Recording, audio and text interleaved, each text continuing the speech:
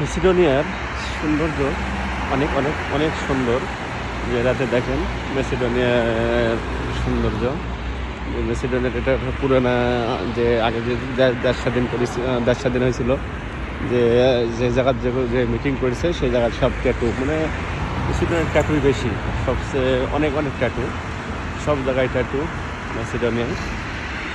এই দেখেন ট্যাটু সব জায়গায়, মনে করেন মুখটি সব ছাপা ছাপা খেয়া দিছে,